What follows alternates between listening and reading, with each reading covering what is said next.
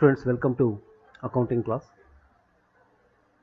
ఈ క్లాస్లో మీకు జర్నల్ ఎంట్రీస్ ఎలా రాయాలో వివరించడం జరుగుతుంది.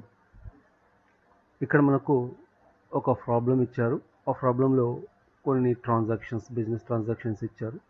ఈ బిజినెస్ ట్రాన్సాక్షన్కి సంబంధించినటువంటి జర్నల్ ఎంట్రీస్ని మనం జర్నల్ బుక్లో ఏ రకంగా రాస్తామో ఇప్పుడు మీకు వివరిస్తాను.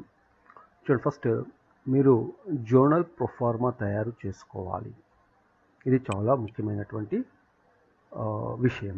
జర్నల్ ప్రొఫార్మాలో మీకు టోటల్గా 5 కాలమ్స్ ఉంటాయి. ఫస్ట్ కాలం డేట్ కాలం, తర్వాత సెకండ్ కాలం వచ్చేసి పర్టికులర్స్ కాలం, థర్డ్ కాలం వచ్చేసి ఎల్ఎఫ్ నంబర్ కాలం, అండ్ ఫోర్త్ కాలం వచ్చేసి డెబిట్ అమౌంట్ కాలం, అండ్ ఫిఫ్త్ కాలం వచ్చేసి క్రెడిట్ అమౌంట్ కాలం. ఈ 5 కాలమ్స్ అనేవి మీకు ఈ జర్నల్ ప్రొఫార్మా లేదా జర్నల్ బుక్ ప్రొఫార్మాను మీరు ప్రిపేర్ చేసుకోవాల్సి ఉంటుంది.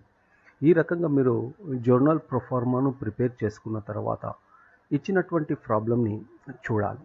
ఇక్కడ మీకు ప్రాబ్లంలో ఏమి ఇచ్చాడో చూడండి. Right the journal entries in the journal book of Rama traders బుక్లో మనకు జర్నల్ ఎంట్రీస్ రాయమంటున్నారు. అందులో ఫస్ట్ ట్రాన్సాక్షన్ ఏముంది చూడండి. ఫస్ట్ ట్రాన్సాక్షన్ మనకు 1 జనవరి 2020. Okay, goods purchase from Raju rupees 10,000. అంటే ఈ యొక్క ట్రాన్సాక్షన్ మనం ఫస్ట్ ట్రాన్సాక్షన్ తీసుకున్నట్లయితే ఇది ఒక బిజినెస్ ట్రాన్సాక్షన్. దీనికి మనం జర్నల్ ఎంట్రీ రాయాలి. అంతకుముందు ఈ జర్నల్ ఎంట్రీని మనం బాగా అబ్జర్వ్ చేయాలి. ఈ జర్నల్ ఎంట్రీని అబ్జర్వ్ చేసినట్లయితే మనకు అకౌంటింగ్ ఆస్పెక్ట్స్ 2 విషయాలను, అంటే ఆస్పెక్ట్స్ అంటే విషయాలు. ఇక్కడ ప్రతి ట్రాన్సాక్షన్లో 2 ఆస్పెక్ట్స్ ఉంటాయనే విషయం మీరు గ్రహించాలి. ఒకటి డెబిట్ ఆస్పెక్ట్, ఇంకోటి క్రెడిట్ ఆస్పెక్ట్. కాబట్టి ఆ డెబిట్ ఆస్పెక్ట్ మరియు క్రెడిట్ ఆస్పెక్ట్ని మనం ఐడెంటిఫై చేయవలసి ఉంటుంది. సో ఈ రకంగా ఆ ట్రాన్సాక్షన్ని అబ్జర్వేషన్ చేసిన తర్వాత ఇందులో మనము కొన్ని ప్రశ్నలు వేసుకోవాలి. ఏ ఆస్పెక్ట్స్ ఉన్నాయా లేదా గుర్తించడానికి.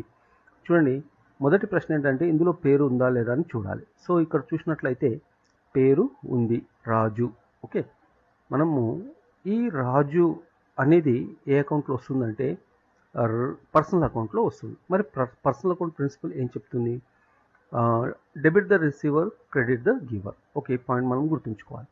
రెండవది సెకండ్ క్వశ్చన్ వేసుకోవాలి. ఆ సెకండ్ క్వశ్చన్ ఏంటంటే ఇచ్చిన ట్రాన్సాక్షన్లో మనకు అసెట్ కానీ మనీ కానీ ఉందా అని చూడాలి. సో గూడ్స్ అనేవి అసెట్ కాబట్టి ఇది మన ప్రశ్నకు సమాధానంగా దొరికిపోతుంది. అది రెండో ఆస్పెక్ట్ మనం ఐడెంటిఫై చేసినట్టే. అంటే గూడ్స్ అసెట్స్ కాబట్టి ఇది ఏ అకౌంట్లో వస్తుంది? మనకు రియల్ అకౌంట్లో వస్తుంది. మరి రియల్ అకౌంట్ ప్రిన్సిపల్ ఏం చెప్తుంది? Debit what comes in, credit what goes out. So ఇప్పుడు మనము ఎంట్రీని మనం జర్నల్ బుక్లో జర్నల్ ప్రొఫార్మా ఏదైతే తయారు చేసుకున్నామో దాంట్లో మనం రాయాలి. ఫస్ట్ 2020 ఇయర్, మంత్, డేట్ రాసుకున్న తర్వాత డెబిట్ రియల్ అకౌంట్ ప్రకారం గూడ్స్ పర్చేజ్ చేసి వస్తున్నాయి కాబట్టి దాన్ని డెబిట్ చేస్తాం. కాబట్టి మనం ఏం రాస్తాం ఇక్కడ అంటే పర్చేజెస్ అకౌంట్ డెబిట్ అని రాస్తాం. Purchases account debit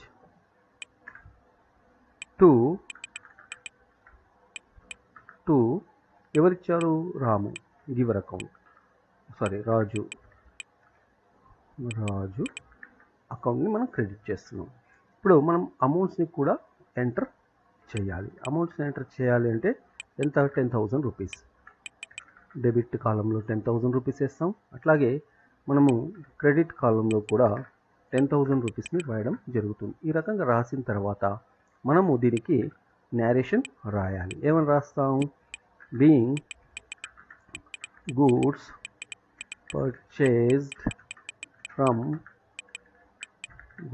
purchased from రాజు అని ఈ రకంగా రాయడం జరుగుతుంది.